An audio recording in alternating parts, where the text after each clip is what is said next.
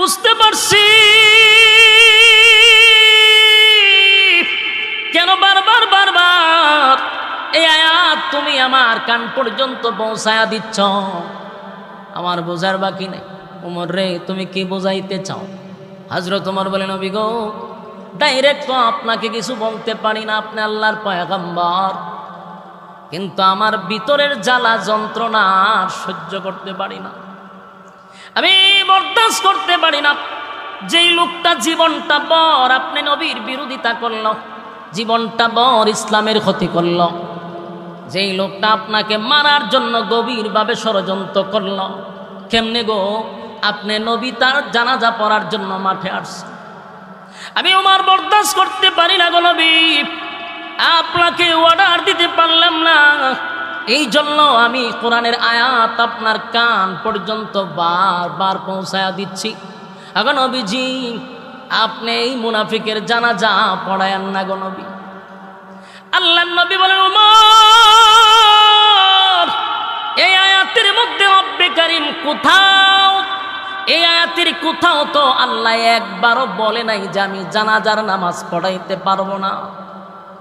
এই আয়াতের মধ্যে কি আছে কোথাও যে জানাজার নামাজ আপনি পড়ায়েন না? এই আয়াতে আল্লাহ বলছেন 70 বার দোয়া করলেও আমার মালিক দোয়াটা কবুল করবে না, কিন্তু আমার মালিক একবারের জন্য বলে নাই যে আমি নামাজ পড়াবো না। এ উমর, আমার আল্লাহ এত দয়া মায়া কেন দিল বল? আমি নবীর ভিতরে এত মায়া, আমার মালিক বলছে 70 বার দোয়া করলেও দোয়াটা কবুল করবে না, কিন্তু আমি নবীর ভিতরে এত মায়া, এত দয়া আল্লাহ কেন দিল? আমার মনটা চায় রে, আমার মনটা চায়, আমার মালিক 70 বার বলছে, আমার মনটা চায় আমি 100 বার গুনাহগারের জন্য দোয়া করি। আমার মালিক যদি 100 বার দোয়া করার বরকতে আমার গুনাহগার উম্মতকে মাফ করে দেয়, আমি রাসূল খুশি। জোরে কোন সুবহান। এ যুবক ভাই, এ নবীর কত মায়া দেখছনি?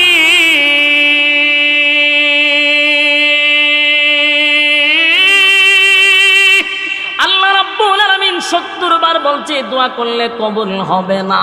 পয়গম্বর বলে আমার মনটা চায় 70 বার নয় গো, আমার মালিক যদি 100 বার দোয়া করলে কবুল করে, আমি রাসূল আমার উম্মতের জন্য 100 বার দোয়া করতে রাজি। হযরত ওমর চিন্তা করলো কোনো লাভ হবে না, কারণ আয়াতের কোথাও তো নামাজের নিষেধের কথা বলে নাই, নবীর সিদ্ধান্তটাই চূড়ান্ত হবে। কিন্তু ওমরের মনের মধ্যে বড় কষ্ট, ওমর বরদাস্ত করতে পারে না, সহ্য করতে পারতেছে না, কারণ ওমর তো জানে টাটকা মুনাফিক, আইরে আমার নবীর বিরুদ্ধে কত না ষড়যন্ত্র করল। এই লোকটা না ইসলামের 12টা বাজাইল, এখন কেমনে গো আমার নবী তার জানাজা পড়াবে? কোনোভাবেই বরদাস্ত করতে পারে না। যুবক ভাই, এই জন্য উমরের বিষয়টা ব্যতিক্রম। উমর ছিলেন আলাদা ব্যতিক্রম। যদি নবীর পরে কোনো নবী আসতো, তাহলে আল্লাহর নবী বলেন উমর রে আল্লাহ নবী বানায়া দিত। জোরে কোন সুবহান। মেজাজ ছিল মারাত্মক। ইসলামের ব্যাপারে যদি কেউ কটূক্তি করে, হযরত ওমর এটা বরদাস্ত করতে পারত না। যুবক ভাই, হযরত ওমর বরদাস্ত করতে পারল না। নবীর সিদ্ধান্ত হলো জানাজা পড়াবে, কিন্তু হযরত ওমর নবীরে আয়াত শোনাইল বটে, কিন্তু নবী বলল ওমর রে, আয়াতের কোথাও তো নামাজের কথা নিষেধ নাই। হযরত ওমর দাঁড়ায় আছে, মনটা বেশি ভালো না, আসমানের দিকে বারবার তাকায়, বারবার আসমানের দিকে তাকাইয়া হযরত ওমর বলতেছিল, আল্লাহ দুয়ার কথা নিষেধ করলেন, জানাজার কথাটা নিষেধ করে দেন। আল্লাহ জিবরাইল পাঠাইয়া আয়াত নাজিল করে এই মুনাফিকের জানাজা বন্ধ করে দেন। আমি ওমর এটা বরদাস্ত করতে পারি না। যুবক ভাই, ইসলামের জন্য কত মায়া, ইসলামের জন্য হযরত ওমরের কত মায়া। উমর ছিল বড় মারাত্মক। উমরের হুঙ্কার ইসলামের জন্য বড় নিয়ামত ছিল। যেই দিন হযরত উমর কালেমাটা গ্রহণ করল, সেদিনই হযরত উমর নবীকে বললেন, নবী গো, আমার একটা বক্তব্যের জন্য দেন, আমি 1 মিনিট একটা বক্তব্য দিব। আল্লাহর নবী বলেন, কি বক্তব্য দিবা? বলে, দেন আমার অনুমতি। নবী তারে অনুমতি দিল। হযরত ওমর দাঁড়াইয়া মক্কার মধ্যে দাঁড়াইয়া বলতে লাগলো, এ মক্কার লোকেরা, কে আসো আমার সামনে আসো, যার স্ত্রী বিধবা করতে চাও আমি উমরের তরবারির নিচে আসো, যার সন্তানগুলি এতিম করতে চাও আমি উমরের তরবারির নিচে আসো। আজকের থেকে আমি ঘোষণা দিলাম, লা ইলাহা ইল্লাল্লাহু মুহাম্মাদুর রাসূলুল্লাহ সাল্লাল্লাহু আলাইহি ওয়াসাল্লাম। আবু জাহিল্লা বক্তব্য শূন্য ঘর থেকে বাইরেছে। কেডায় রে? ওই কেডারে তোমার বক্তব্য দেয়? ঘর থেকে বাকির হইয়া যখন দেখে হযরত উমর তরবারি হাতে লইয়া বক্তব্য দেয়, আবু জাহিল্লা আবার দৌড় মাইরা ঘরে গিয়া দরজা লাগাই দিছে। ওই সর্বনাশ, সর্বনাশ, উমরের তরবারির সামনে গেলে আমার সন্তান এতিম হবে। সেই উমর অন্যায়টা পছন্দ করে না। হযরত উমর আসমানের দিকে তাকায় আর বলে, মালিক আপনি আয়াতটা নাজিল করে দেন। দোয়া নিষেধ করছেন, এবার নামাজটাও বন্ধ করে দেন গো। আল্লাহর নবী নামাজের জন্য প্রস্তুতি নিবে, এমন সময় নবী আব্দুল্লাহ ইবনে উবাই ইবনে সুলুল এত বড় মুনাফিকের সামনে গিয়া নবী দাঁড়াইয়া নবীজির জবান মোবারক থেকে একটু তুতু লাগাইছে। তুতুটা নিয়া আব্দুল্লাহ ইবনে উবাই ইবনে সুলুলের মুখে লাগায়া দিছে। সুবহানাল্লাহ। বাড়ি গিয়া এত বড় মুনাফিকের মুখে নবীর তুতু লাগাইছে।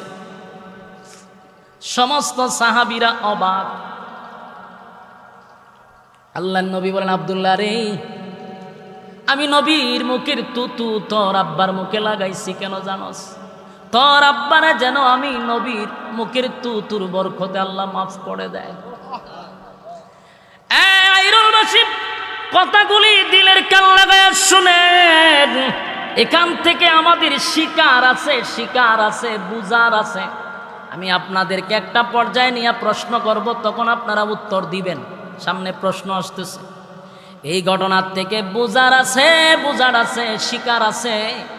জীবনের সবচেয়ে বড় গুরুত্বপূর্ণ কথা মনোযোগ দিয়া শোনেন। নবীজির মুখের তুতুর দাম আছে না নাই? নবীর মুখের তুতু লাগায়া দিল আব্দুল্লাহ ইবনে উবাই ইবনে সুলুল মুনাফিকের মুখে লাগায়া বলেন, আল্লাহ যেন তুতুর বরকতে মাফ করে দেয়। সমস্ত সাহাবীরা অবাক হয়ে গেল। হযরত ওমর বরদাস্ত করতে পারতেছে না। নবীর যত মায়াই দেখা, ওমর কিন্তু খুশি না। ওমর আরো রাগে লাল হয়। কিছুক্ষণ পরে আল্লাহর হাবিব নিজের জুব্বাটা খুলছে, কইলা মুনাফিকরে কাপন স্বরূপ পড়ায়া দিছে। সুবহানাল্লাহ। বাড়ি গিয়া এ যুবক ভাই, এ নবীর জুব্বার কত দাম, কত দাম, কত দাম, কত দাম। নবীর জুব্বা সাধারণ নয় গো, নবীর জুব্বাটা সাধারণ নয়। সাহাবীরা এমন দৃশ্য দেখিয়া মাটিতে পইরা গইরাইয়া গইরাইয়া গইরাইয়া কান্দে আর বলে, সাহাবী হইয়াও নবীর জুব্বা পাইলাম না, নবীর জুব্বাটা পাইলাম না। একটা টাটকা মুনাফিক